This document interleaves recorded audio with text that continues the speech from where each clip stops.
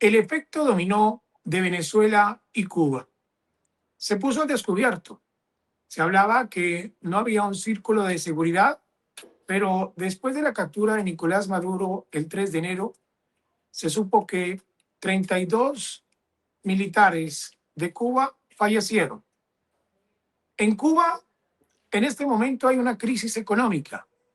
A esto se suma que el petróleo al que estaba acostumbrado, que llegaba de Venezuela, no está llegando y no va a llegar. Y otro factor, el secretario de Estado, Marco Rubio, quien es cubano-estadounidense, tiene en la mira al régimen cubano. Quisiéramos hablar hoy con un gran invitado que es don Julio Schilling. Él es politólogo, autor y director de La Patria de Martín, una de las voces más reconocidas en el análisis del régimen cubano, su relación con Venezuela y la política de los Estados Unidos hacia La Habana. Es un excelente invitado el que tenemos hoy. Bienvenido y gracias por atendernos. Gracias a ti, Wilson, por la invitación y un placer de acompañarlos. Señor Julio, después del 3 de enero, Cuba está entrando en un momento más peligroso desde el periodo especial, o todavía no hemos visto lo peor. Recién está asomando la posible crisis peligrosa para Cuba. Antes de contestar tu pregunta, Wilson, quisiera añadir a la introducción que hiciste, y eso es que el comandante de la Fuerza Delta, de la Fuerza Élite, que llevó a cabo la operación contra el dictador Maduro, fue también un cubano-americano que ya ha visitado la Casa Blanca y casualmente tenía en su uniforme al lado de la bandera estadounidense, la bandera de Cuba. Y qué ironía para Venezuela chavista, que en efecto es una colonia de Cuba comunista, tener al secretario de Estado y el asesor de seguridad nacional. Hay que entender que solamente no ha habido nadie ocupando ese puesto desde Henry Kissinger hace muchos años atrás. Quiere decir que toda la información de inteligencia que posee los Estados Unidos pasa por medio de Marco Rubio y a su vez es el jefe del cuerpo diplomático de los Estados Unidos. Eso, de nuevo, históricamente ha ocurrido muy pocas veces, pero casualmente las casualidades o causalidades de la vida, ¿cuál sería la reacción del dictador Maduro al ver que el capitán de esa fuerza Delta era también un cubano americano, precisamente el opuesto al régimen que lo ha estado protegiendo por tantos años? Una anécdota que creo que viene al caso, esas cosas de la vida que ocurren. No, Julio, qué pena. Es el mismo hombre que falleció de 62 años y que ahora su familia, que está en Perú, está diciendo que hubo un maltrato, inclusive que existía maltrato y malas condiciones para todos los militares que estaban en el círculo de seguridad de Nicolás Maduro.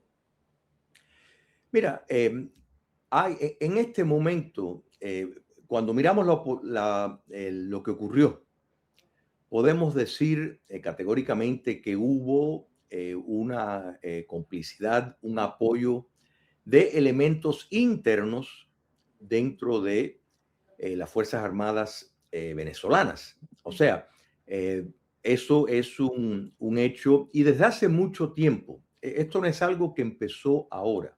La inteligencia de los Estados Unidos lleva tiempo trabajando esto y no solo la inteligencia, las Fuerzas Armadas venezolanas, sino también la inteligencia de Cuba comunista. O sea, ha demostrado ser deficiente en todos los sentidos. Y esto, Wilson, todos estos factores son importantes porque aquí la gran derrota es también de China comunista, que demostró tener un cuerpo antiaéreo inferior a la capacitación de los Estados Unidos de burlar su sistema de ataques utilizando una tecnología sumamente avanzada dirigida desde el espacio que en efecto neutralizó y confundió y no permitió que ningún cohete con precisión le pudiera dar a ninguno de esos aviones.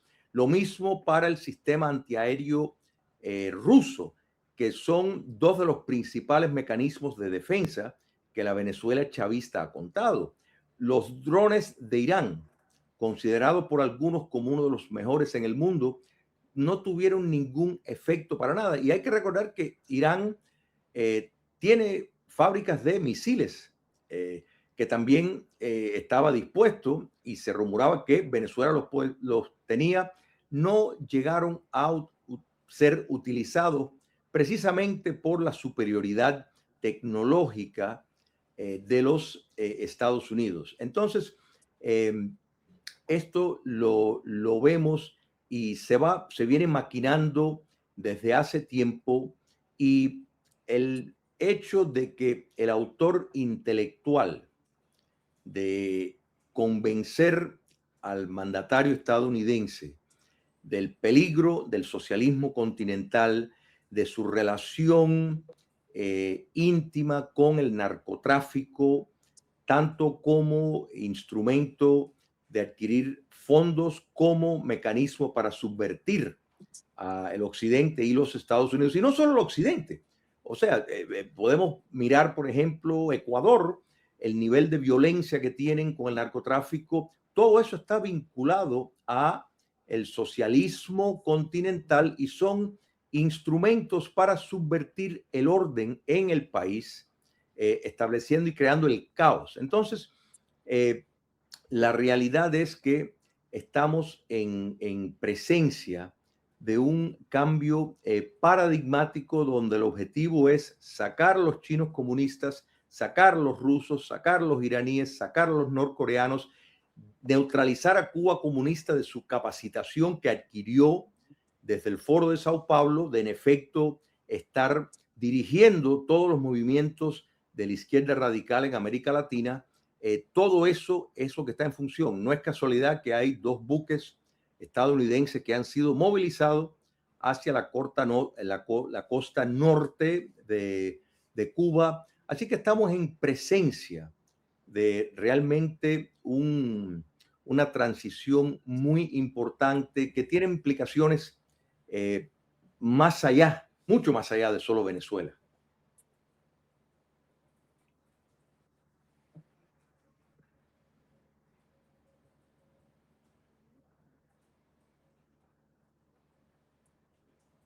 Señor Julio, uno ve ese efecto dominó que causa Venezuela y cree que lo que va a pasar en Cuba va a ser algo impresionante. Primero, no va a tener petróleo. Eso va a generar escasez, va a haber apagones. La inflación, pues, usted sabe cómo está la situación. Dos buques que se están acercando. ¿Cree que de pronto Estados Unidos podría aprovechar el momento para que algo pase en Cuba? Y teniendo, como hice en la introducción, a un secretario de Estado que tiene sangre cubana y que sabe qué ha hecho el régimen en Cuba. Sin lugar a duda, Wilson, que eso es el caso, porque no podemos hablar ni contemplar absolutamente ninguna actividad del neomarxismo, del marxismo y el comunismo que se mutó tras la caída del comunismo soviético y vio su manifestación en lo que salió del Foro de Sao Paulo, que fue un cambio de estrategia para llegar al poder por medio de las instituciones democráticas. La cultura, la guerra cultural también adquirió características más importantes que en la era soviética. Cuba comunista es la base de esta subversión, y eso el secretario de Rubio siempre lo tuvo claro. O sea, quien busca discursos, ponencias y la posición de Marco Rubio a través de su carrera política, que es bien larga, ha sido constante. O sea, no es que de pronto descubrió que la amenaza de Cuba comunista es una amenaza para la propia seguridad nacional de los Estados Unidos por medio de las relaciones con grupos de terrorismo doméstico estadounidenses, por factores del narcotráfico, por la facilitación de la logística y de la inteligencia para hacer posible éxodos masivos que sirven como mecanismos para desestabilizar los Estados Unidos. Eso ha sido un constante en la postura de Marco Rubio, y eso es muy importante porque en este momento es la persona que más influencia tiene sobre el presidente Donald Trump y el gobierno estadounidense en cuanto a relaciones exteriores. Y si hay un vínculo directo, y fíjate si es así, porque mira, cuando la Unión Soviética cae, y vuelvo a hacer la referencia al foro de Sao Paulo, porque a partir de ahí, Fidel Castro, en unión de Lula da Silva, en efecto, ingeniaron la formulación de llegar al poder por la vía de las elecciones, una versión modificada de lo que representó Salvador Allende, de llegar por las urnas y después tratar de poco a poco coaptar y destruir todas las instituciones. Bueno, una de las instituciones clave para poder coaptar son las Fuerzas Armadas. Y si miramos los casos exitosos del Foro de Sao Paulo, exitoso quiero decir en el sentido lamentable, o sea, en el sentido dictatorial, vemos a Venezuela, vemos Nicaragua, las Fuerzas Armadas han sido coaptadas. En cambio, eso no ocurrió en Ecuador, tampoco ocurrió en Brasil, tampoco ha ocurrido en Colombia, tampoco ocurrió en Chile y tampoco ocurrió en Argentina. Quiere decir que si bien por un lado el modelo dictatorial del Foro de Sao Paulo dio un mecanismo más fácil para llegar al poder, ha demostrado ser un poco complicado preservar si no logran cooptar las Fuerzas Armadas. Entonces, Cuba comunista es el centro de comando de todas estas operaciones. Dicho sea de paso, y un paréntesis, Gustavo Petro fue uno de los primeros en acatar las instrucciones de La Habana de incorporarse a esta nueva metodología de llegar al poder, y abandonó las armas en la selva y decidió empezar la guerra desde el poder político para penetrar las instituciones. No ha logrado, gracias a Dios, lo que ha querido, pero eso es por la fuerza de las instituciones democráticas en Colombia y la presencia firme de las Fuerzas Armadas colombianas, que después de tantas décadas de lucha contra el marxismo-leninismo y el narcotráfico entienden perfectamente bien la naturaleza de cómo funciona el comunismo. Entonces, Cuba, como cabeza de esta mecanización, el petróleo venezolano era la forma de financiar este nuevo imperio. Pero ¿qué pasó? Las sanciones estadounidenses, el enfoque en negarles recursos al socialismo continental, ha llevado a la disminución del petróleo venezolano, que ha sido sustituido, no en la misma escala, por México, bajo Sheinbaum. Y hay que recordar que el partido Morena fue una confección de la inteligencia castrista. Quiere decir que las advertencias del presidente Trump reciente, estos comentarios que ha hecho de que puede ser que vayan a atacar directamente a los carteles de la droga en México, ya que controlan estados, provincias en el país, en México. Esto no es casualidad, esto es el entendimiento que el narcotráfico y los carteles de droga se han convertido en milicias que cooperan con el socialismo continental porque cuentan con su beneplácito, su tolerancia y facilitación de el sistema judicial para poder llevar a cabo sus operaciones. Y ya se le ha advertido, ya han habido varias advertencias a la presidenta Sheinbaum, que un paréntesis, su abuelo fue expulsado de Cuba republicana por ser uno de los fundadores del Partido Comunista de Cuba. O sea, los lazos de la presidenta Sheinbaum con el marxismo-leninismo son profundos, incluso ideológicamente mucho más profundos que el propio López Obrador. Entonces, este enfoque de pronto en México, la mención de Gustavo Petro, que los otros días estaba diciendo de que lucharían por la tierra y no sé qué, ahora de pronto está más o menos diciendo de que, bueno, que la verdad es que él nunca le gustó mucho Maduro, etcétera, etcétera, y va a estar haciendo un viaje a Washington. Yo creo que esto vemos el resultado de una política que va buscando acorralar a la base, a la fuente de la subversión marxista en el continente, que es Cuba comunista. Y un punto adicional, porque mencioné el papel de México, hay que también mencionar el papel de Rusia. Rusia no solo le ha facilitado petróleo a Cuba comunista, y hay que ver y hay que recordar que muchos de los barcos que están interceptando los Estados Unidos tienen bandera rusa. De modo de que hay un claro entendimiento de eso, pero no solo eso. Cuando el dictador Putin invade a Ucrania, el escrutinio que los bancos rusos han tenido le complicó el papel que estas instituciones jugaban en el lavado de dinero de Cuba comunista, del narcotráfico y de esquivar sanciones de los Estados Unidos. Entonces, los apagones en Cuba, o más bien podemos decir, ya no son apagones, ya los apagones es una permanencia, más bien son las pocas horas de luz que tiene el 98% de la población. La élite gubernamental, por supuesto, nunca tiene estos problemas.